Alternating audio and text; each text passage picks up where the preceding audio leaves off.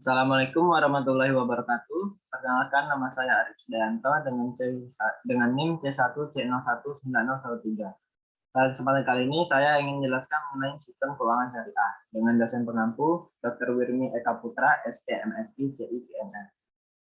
Ada 6 pokok pembahasan. Yang pertama, konsep menjaga harta kekayaan. Yang kedua, akad atau kontrak atau transaksi. Yang ketiga, transaksi yang dilarang. Yang keempat, prinsip sistem keuangan syariah. Dan yang kelima, instrumen keuangan syariah. Konsep menjaga harta kekayaan. Yang pertama, ada anjuran bekerja atau berniaga. Islam menganjurkan manusia untuk bekerja atau berniaga dan menghindari kegiatan meminta-minta dalam mencari harta kekayaan. Manusia memerlukan harta kekayaan sebagai alat untuk memenuhi kebutuhan hidup sehari-hari, termasuk untuk memenuhi sebagian perintah Allah, seperti infak, zakat, pergi haji, perang atau jihad, dan sebagainya.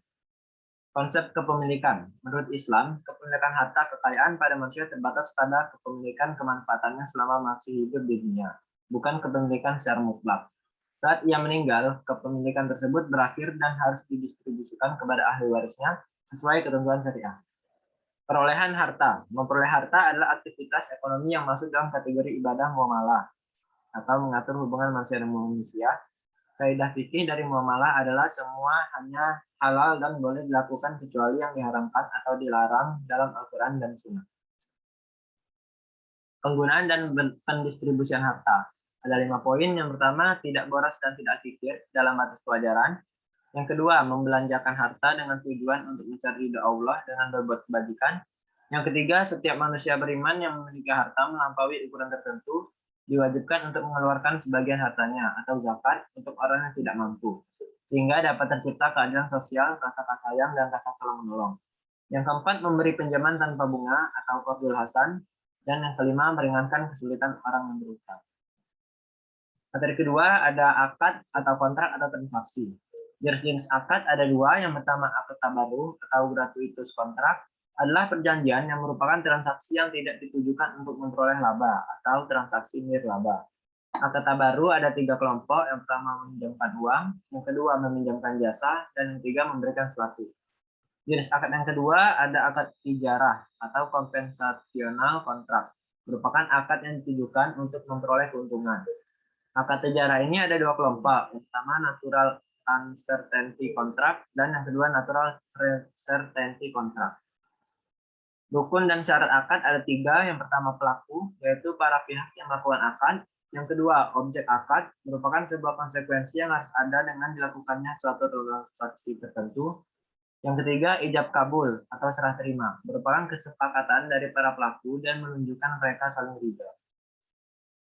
Transaksi yang dilarang ada 12 poin. Yang pertama, semua aktivitas bisnis terkait dengan barang dan jasa yang diharamkan Allah. Yang kedua, riba. Yang ketiga, penipuan. Yang keempat, perjudian. Yang kelima, transaksi mengandung ketidakpastian atau gharar. Yang keenam, penimbunan barang atau ihtikar. Yang ketujuh, monopoli. Yang kedelapan, rekayasa permintaan atau bai'an nafsi. Yang kesembilan, suap. Yang kesepuluh, penjualan bersyarat atau ta'aluk. Yang ke-11, pembelian kembali oleh penjual dari pihak pembeli atau bai al-imah. Dan yang ke-12, jual beli dengan cara talaqi al-rukban.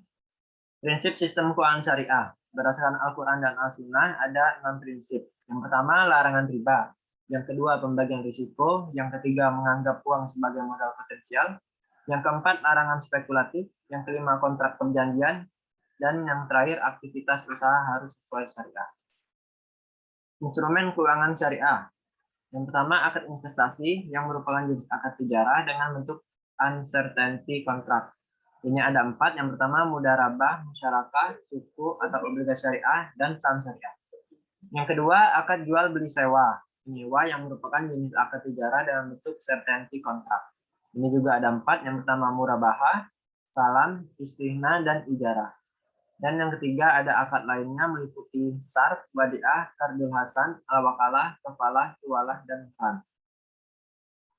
Baiklah, sekian yang dapat saya sampaikan. Kurang dan salah saya mohon maaf. Saya akhiri. Wassalamualaikum warahmatullahi wabarakatuh.